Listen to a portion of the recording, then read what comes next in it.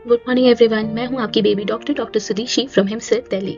ये मैंने एक नई सीरीज़ बनाई है जिसका नाम है टेडी टाइम टॉक्स। इसमें मैं आपके साथ डेली उन कुछ प्रॉब्लम्स के बारे में बात करूंगी जो आप पेरेंट्स के लिए काफ़ी कंसर्न वाले होते हैं और उनके सोल्यूशंस देने की कोशिश करूंगी। आपके कोई भी क्वेश्चंस हो या कोई भी डाउट्स हो, यू कैन डीएम मी और comment. I will try to solve all those problems. अब हम डेली उन कुछ छोटे टॉपिक्स पे बात करेंगे। आज का हमारा टॉपिक क्या है? Umbilical hernia. अम्बिलिकल हर्निया क्या होता है? उससे पहले हम ये जानेंगे कि ये जो व्हाइट सी चीज़ है आपके न्यू बॉर्न बच्चे में, वो क्या है। ये होता है अम्बिलिकल कॉर्ड। ये माँ के प्लेसेंटा से जुड़ा होता है। जब बच्चा पेट में होता है उसके सारी चीज़ें, जो भी न्यूट्रिशन, जो भी ब्लड उसको जो भी मिल रहा है, मैं आपकी भाषा में कहूँ तो वो उसे इसी अम्बिलिकल कॉर्ड के थ्रू मिलता है। जब वो बाहर आता है हम इसे कट करते हैं, क्लैम्प करते हैं और इसे ऐसे ही छोड़ देते हैं। आप में पेरेंट्स ने क्या करना है इसके बारे में? पेरेंट्स को एक चीज़ ध्यान रखनी है कि ये ड्राई रहे, नीट रहे, क्लीन रहे। इसे सूखे कपड़े से डेली पोंछना होता है, साफ रखना होता है। ऐसा ना हो कि ये डायपर के अंदर चला गया है डायपर पहनाते वक्त, या किसी कपड़े के अंदर जो 2-3 दिन से आपका बच्चा वो कपड़ा पहना हुआ है वो उसके अंदर दबा हुआ है, या फिर वहाँ पे आपने गीले कपड़े से छोड़ के उसे ड्राई नहीं करा। उससे इन्फेक्शन होने के चांसेस हो जाते हैं और फिर आपके बच्चे को परेशानी बढ़ सकती है। अगर आप इसको ड्राई, नीट एंड क्लीन रखते हो तो ये खुद से ही 6 to 9 डेज में शेड ऑफ हो जाता है। ये ड्राई होता है, बिल्कुल सूखता है और उसके बाद खुद ही झड़ के नीचे गिर जाता है। आपने कुछ नहीं करना है इसमें। अब हम बात करते हैं अम्बिलिकल हर्निया की। ये जो चीज़ आपको दिख रही है, ये जो ऐसे बल्ज उठा हुआ है, वो क्या चीज़ है? वो नॉर्मल नहीं है। ये होता है अम्बिलिकल हर्निया। ये क्यों होता है?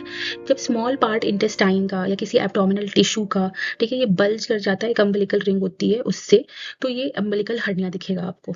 ऐसा प्रोट्रूडिंग सा बल्ज उठा हुआ दिखेगा। ठीक है, ये क्यों होता है? क्योंकि जो पेट के जो मसल्स होते हैं वो कंप्लीटली बंद नहीं हुए जन्म के वक्त।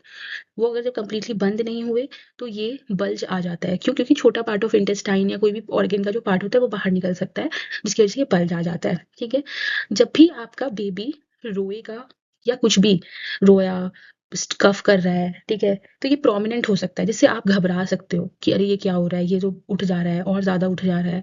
उससे आपको घबराने की जरूरत नहीं है। ये ज्यादातर क्या होता है कि ये फिर जब आपका बेबी शांत होगा तो वो फिर पीछे की तरफ दब जाएगा, लेकिन उठा हुआ ही दिखेगा।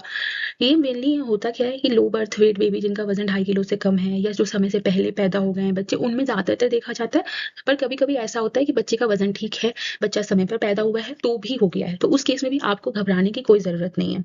ठीक है, ये ज्यादातर ये एसिम्टोमेटिक होता है। इससे बच्चे को कोई दर्द या कोई रुकावट या कोई दिक्कत नहीं होती है।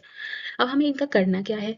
ज्यादातर ये होता है कि ये 1 से 2 साल में, लगभग 3 साल तक, ये खुद ही जो पेट के मसल्स हैं वो क्लोज हो जाते हैं। ये अपने आप ठीक हो जाता है। ज्यादातर केसेस में यही देखा गया है। लेकिन अगर ये 5 साल तक की उम्र तक भी रिग्रेस नहीं कर रहा है, नहीं ठीक हो रहा है, तब आपने करना क्या है? तब अपने अपने पीडियाट्रिक सर्जन से मिलना है। वो एडवाइस करेंगे कि आगे क्या करना है। अगर वो सर्जरी के लिए बोलते हैं तो आप सर्जरी के लिए जा सकते हो। अगर वो बोलते हैं थोड़ा और वेट करने के लिए तो आप थोड़ा और वेट कर सकते हो। तो अगर आपका बेबी अभी अभी हुआ है और ऐसा कुछ भी है तो डोंट वरी। जो ये बच्चा भी कह रहा है कि डोंट वरी, ठीक है, ये बेनाइन होता है, खुद रिजॉल्व कर जाता है। ठीक है, अगर नहीं करता है 3 4 5 साल की उम्र तक, तो आप अपने किसी पीडियाट्रिक सर्जन से मिल सकते हैं। ठीक है, आपको बस वॉचफुल रहना है। वहाँ पे कोई भी बैंडेज, कोई भी होम रेमेडी नहीं करना है। ठीक है, क्योंकि आपके होम रेमेडी से वो प्रॉब्लम और बढ़ सकती है। ये नॉर्मल है, बच्चों में ठीक हो जाता है। जिन बच्चों में नहीं ठीक होता, हम 5 साल 4 साल की उम्र के बाद सर्जरी एडवाइस करते हैं।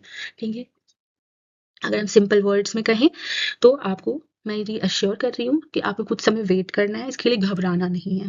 Thank you, bye.